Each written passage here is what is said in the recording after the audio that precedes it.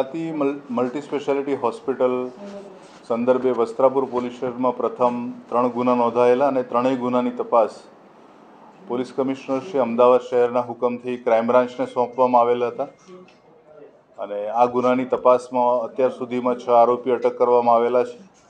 આ ગુનાના જે મૂળ ફરિયાદમાં 5 આરોપીના જે નામ છે એ પૈકી ડૉક્ટર સંજય પટોળિયા જે બેરિયાટ્રિક સર્જન છે અને ખ્યાતિ હોસ્પિટલ્સના ડિરેક્ટરો પૈકીના એક છે। એમની આજરોજ ગોતા સિલ્વર કોલેજ પાસેથી એમની ધરપકડ કરવામાં આવેલી છે। ડૉક્ટર સંજય પટોળિયા જ્યારથી આ ગુનો નોંધાવ્યો 13 તારીખે ત્યારથી જે પ્રથમ રાજકોટ ગયેલા અને ત્યાંથી પછી રાજસ્થાનના અલગ અલગ શહેરોમાં એ ટ્રાવેલ્સમાં અને ટેક્સી કારમાં ફરતા રહેલા હતા અને ધરપકડ ટાળવા અત્યાર સુધી એ અલગ અલગ સ્થળોએ રોકાણ કરેલું હતું એમનું। ખાસ કરીને જયપુર, પાલી, અજમેર, ઉદયપુર અને દિલ્હી આ સ્થળોએ એમણે રાત્રિ રોકાણ અલગ અલગ સ્થળોએ કરેલું અને ઘણી જગ્યાએ જ્યાં 1 થી વધુ દિવસ રોકાવાનું થાય ત્યાં દરેક દિવસે અલગ અલગ હોટલમાં એમણે રોકાણ કરેલું। ડૉક્ટર સંજય પટોળિયા ખ્યાતિ મલ્ટી સ્પેશિયાલિટી હોસ્પિટલમાં ડિરેક્ટર્સ તરીકે કામ કરે છે અને એમનો આ હોસ્પિટલમાં 39% ભાગ છે। એમનું મુખ્યત્વે કામ બેરિયાટ્રિક વિભાગમાં જે સર્જન તરીકેની કામગીરી કરવાની હોય છે। શરૂઆતમાં એમને જે પ્રાથમિક પૂછપરછ થઈ છે ધરપકડ બાદની અત્યાર સુધીમાં એમાં ડૉક્ટર સંજય પટોળિયા જે છે એ શરૂઆતમાં રાજકોટ ખાતેની પંડિત દીનદયાલ ઉપાધ્યાય મેડિકલ કોલેજમાં આસિસ્ટન્ટ પ્રોફેસર તરીકે કામ કરતા હતા અને ત્યારબાદ પદ્મકુંવરબા હોસ્પિટલ રાજકોટમાં ફૂલ ટાઈમ સર્જન તરીકે કામ કરેલું છે એમણે અને 2003-2006 સુધીમાં સરદાર પટેલ હોસ્પિટલમાં કામ કરેલું છે। ત્યારબાદ 2012માં અમદાવાદ શહેર ખાતે ડૉક્ટર મહેન્દ્ર નરવરિયા અને ડૉક્ટર મનીષ ખેતાન સાથે ભાગીદારીમાં Ahmedabad bariatrics and cosmetic private limited નામની કંપનીની એમણે શરૂઆત કરેલી અને એનું જે નામ જે છે હોસ્પિટલનું એમણે એશિયન બેરિયાટ્રિક્સ હોસ્પિટલ તરીકે રાખેલું। આ હોસ્પિટલમાંથી બાકીના બંને જે એમના પાર્ટનર્સ હતા એ અનુક્રમે 2016 અને 2021માં છૂટા થતાં એમની જગ્યાએ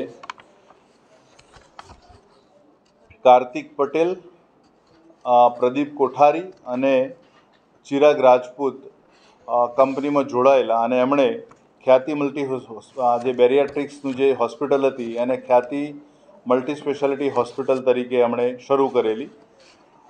કોરોનાના સમય બાદ શરૂઆતમાં આ જે હોસ્પિટલ શરૂ થઈને 2021થી અને સંપૂર્ણપણે જે એમનું જે સક્રિય થઈ હોસ્પિટલ તમામ વિભાગો સાથે એ 2022થી થયેલી છે અને જેમ જે ખ્યાતિ મલ્ટી સ્પેશિયાલિટી હોસ્પિટલ જે છે એ પીએમજય યોજના અંતર્ગત એને જે એમ્પ્લિમેન્ટ કરવામાં આવેલું હતું હોસ્પિટલનું અને ત્યાં અલગ અલગ વિભાગોમાં જે પણ દર્દી પીએમજય યોજના હેઠળ આવરી લેવામાં આવેલા છે જે પ્રકારના આર્થિક ત્યાં આવતા પેશન્ટની ત્યાં સારવાર કરવામાં આવતી હતી અને એના અંગેની પ્રપોઝલ્સ પીએમજય યોજનામાં મોકલવામાં આવતી હતી અને ત્યાંથી મંજૂર થયા બાદ જે પણ નાણાકીય સહાય અથવા તો હોસ્પિટલને મળવાપાત્ર જે રકમ છે એ મળતી હતી। આ જ્યારે આ જે બનાવ બન્યો છે જ્યારે 11 તારીખે એ દિવસે એમણે ત્યાંથી 12 તારીખે હોસ્પિટલથી નીકળી ગયેલા ખ્યાતિ મલ્ટી સ્પેશિયાલિટી હોસ્પિટલથી ગુનો નોંધાયા અગાઉ અને એમણે પોતાની જે રાજકોટ ખાતેની હોસ્પિટલ છે ત્યાં જઈને રાત્રિ રોકાણ કરેલું અને બીજા દિવસે ગુનો નોંધાયા બાદ અગાઉ જણાવ્યું એમ રાજસ્થાનના અલગ અલગ શહેરોમાં દિલ્હી ખાતે એમણે રોકાણ કરેલું છે। હાલ પ્રાથમિક પૂછપરછમાં આટલી માહિતી ઉપલબ્ધ થયેલી છે। આ બાબતે વધુ તપાસમાં ખ્યાતિ મલ્ટી સ્પેશિયાલિટી હોસ્પિટલમાં એમનો જે ભાગ છે પાર્ટનરશિપનો 39% એ અન્વયે પીએમજય યોજના હેઠળ એમનો કેટલી ભૂમિકા છે અંદર આવરી લેવામાં આવેલી છે અથવા તો એમના દ્વારા કરવામાં આવેલી સારવાર અથવા તો બીજા વિભાગોમાં થતી જે પણ ગેરરીતિની બાબતો સામે આવેલી છે એમાં એમની કેટલી ભૂમિકા છે અંગેની તપાસ હાથ ધરવામાં આવનાર છે।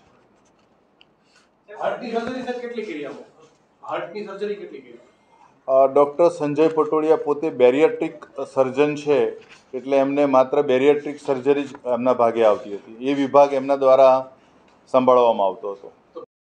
પીએમજે યોજના હેઠળ પીએમજે યોજનામાં બેરિયાટ્રિક સર્જરી હજુ સામેલ કરવામાં આવેલી નથી, પણ હમણાં છેલ્લા કેટલાક સમયથી બેરિયાટ્રિક સર્જરીને હેલ્થ ઇન્સ્યોરન્સમાં સામેલ કરવામાં આવેલી છે.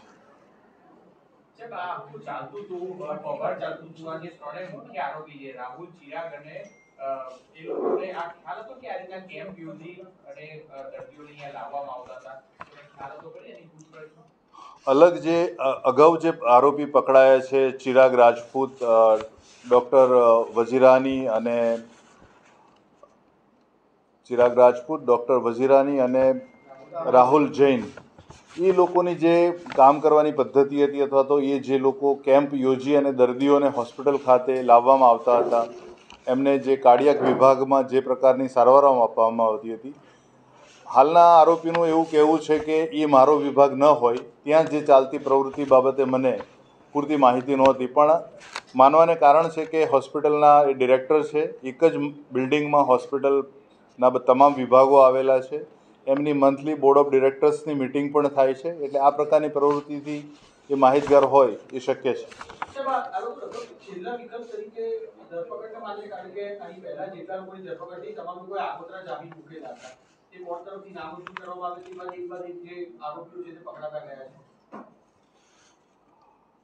આ ગુનો નોંધાયા પછી અને જ્યારથી ક્રાઇમ બ્રાન્ચ પાસે આ તપાસ હાથ ધરવામાં આવેલી છે, ત્યારથી આ ગુનાના જે ફરિયાદમાં ઉલ્લેખ કરેલો અથવા તો જે પણ જેની ભૂમિકા છે આ ગુનામાં, આ જે આખી ગેરરીતિ આચરી અને જે પણ પેશન્ટ્સના મૃત્યુ થયેલા છે, આ તમામ તપાસમાં તમામ આરોપીઓને પકડવા માટે અમારી ઘણી બધી ટીમો કાર્યરત છે, હજી પણ કાર્યરત છે, અને હ્યુમન રિસોર્સિસ અને technical resources, even technical cyber એક્સપર્ટ્સની પણ મદદ લેવામાં આવેલી છે. જેમ અગાઉના પકડાયેલા આરોપીઓ જે અલગ અલગ વિદેશી એપ્સ વાપરી અને કમ્યુનિકેશન કરતા હતા, એ પણ એટલે ક્યાંય પણ એવું નથી કે આરોપી પહેલાં આગોતરા જામીન મૂકે છે અને પછી પકડાય છે. આગોતરા જામીન મંજૂર કરવા અને રદ કરવા એ નામદાર કોર્ટની પોતાની હકુમત છે, અને જે આરોપી નથી પકડાય એ પણ આગોતરા જામીન મૂકી શકે છે.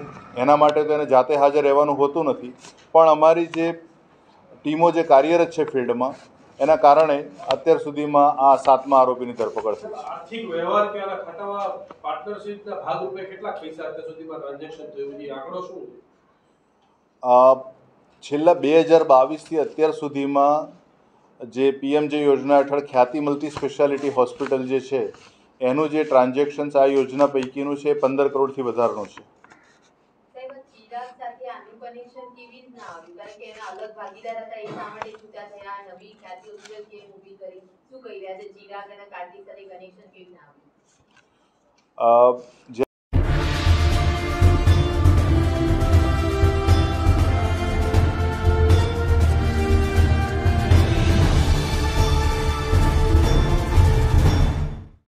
અગાઉના ડૉક્ટર્સ જે એમના પાર્ટનર્સ હતા, ડૉક્ટર નરવરિયા અને ડૉક્ટર ખેતાન, એ લોકોના છૂટા થયા પછી આ લોકોના સંપર્કમાં આવેલા હતા, ખાસ કરીને કાર્તિક પટેલ અને ચિરાગ રાજપૂતના, અને એમની જે પ્રપોઝલ હતી કે મલ્ટી સ્પેશિયાલિટી હોસ્પિટલ આ રીતે બનાવીએ જેથી ઘણા બધા વિભાગો સાથેની હોસ્પિટલ હોય અને કામ થઈ શકે.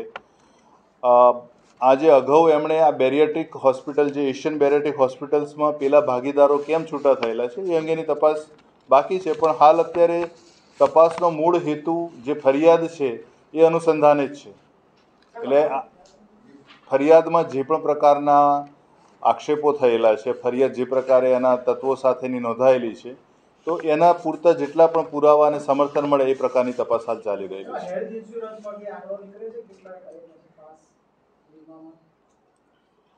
પીએમજે યોજના અંતર્ગત જે પદ્ધતિ છે આ પ્રકારે, જ્યારે પેશન્ટ જે પણ હોસ્પિટલ પીએમજે યોજના અંતર્ગત એમ્પલમેન્ટ થયેલી છે એ હોસ્પિટલમાં દાખલ થતા દર્દીઓની સારવારની જે પણ વિગત છે, જે ફાઇલ્સ છે, અપલોડ કરવામાં આવે છે પોર્ટલ ઉપર, અને ત્યાંથી એની વિગતો અન્વયે પીએમજે યોજનાથી એ પ્રપોઝલ જે પણ એજન્સી ઇન્સ્યોરન્સ કંપની જોડાયેલી છે એને મોકલવામાં આવે છે, અને ત્યારબાદ આ સેન્કશન થતાં મંજૂર થતી આ પ્રપોઝલને, એટલે જે પણ ખર્ચ થાય છે પેશન્ટની સારવાર માટેનો, એના નાણાં હોસ્પિટલને ચૂકવવામાં આવે છે. એ દર્દીની જે સારવાર થઈ છે એના ઉપર આધારિત છે. કાર્ડિયાક છે, અન્ય વિભાગો જે પણ છે, એ પ્રકારે અલગ અલગ પ્રકારે દર્દીની સારવાર માટે જે નક્કી કરવામાં આવેલી રકમ છે એ આધારે નાણાં જે તે હોસ્પિટલને ચૂકવવામાં આવે છે. પેશન્ટ કેટલા પેશન્ટ કેટલા એવું છે? રકમ અલગ અલગ હોય. પેશન્ટનો આંકડો શું છે?